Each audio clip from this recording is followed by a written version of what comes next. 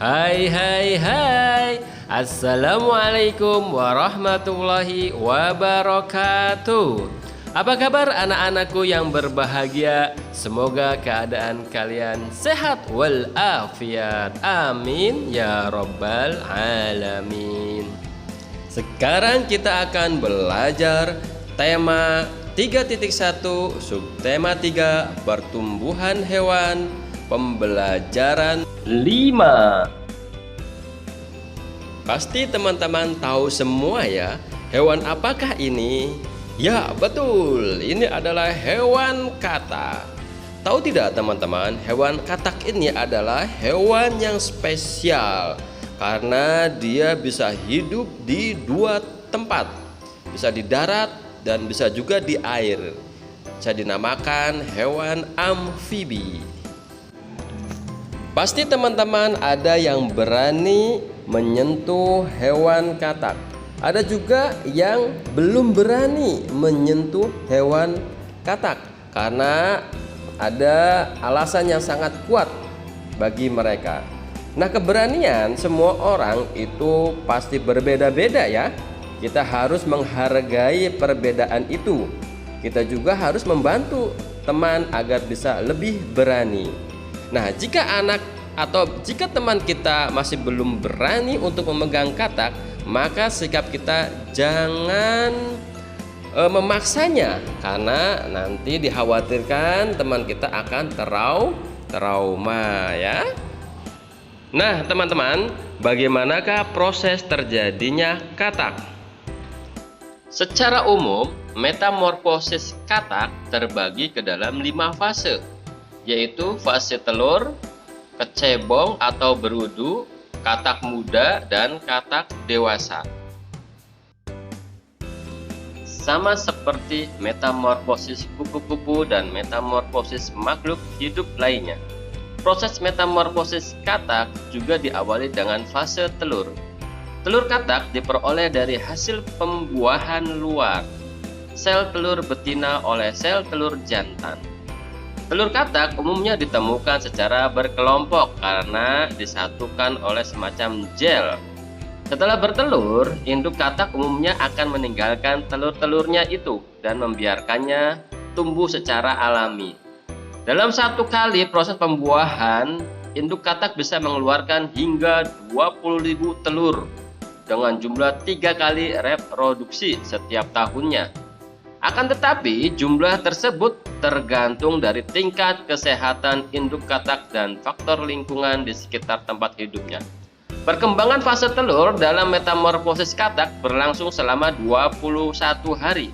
Selama itu, embrio menggunakan cadangan makanan dari kuning telur untuk pertumbuhan berbagai organ hingga ia siap menetas dan menjadi kecebong.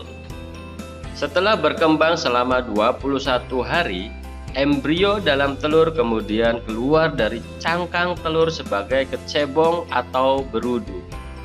Pada tahap awal, berudu umumnya masih akan memakan sisa makanan dari cangkangnya hingga fungsi tubuhnya memungkinkan untuk mencari makan sendiri. Berudu memiliki ekor yang panjang untuk menunjang pergerakannya di dalam air. Insang eksternal yang digunakan untuk pernapasan dan sebuah mulut yang digunakan sebagai alat makan. Perlu diketahui bahwa fungsi insang pada berudu persis sama seperti insang pada ikan.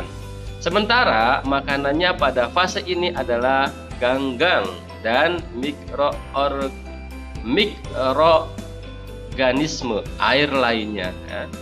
Berudu dapat kita temukan dalam beragam warna, bisa hijau, hitam, dan bisa pula berwarna merah. Warna berudu ini dipengaruhi oleh faktor lingkungan. Warna berudu akan menyesuaikan warna lingkungan sekitarnya untuk berkamuflase. Selama 5 minggu dalam proses metamorfosis katak, berudu akan terus mengalami perubahan bentuk, morfologis, dan fungsi fisiologis organ.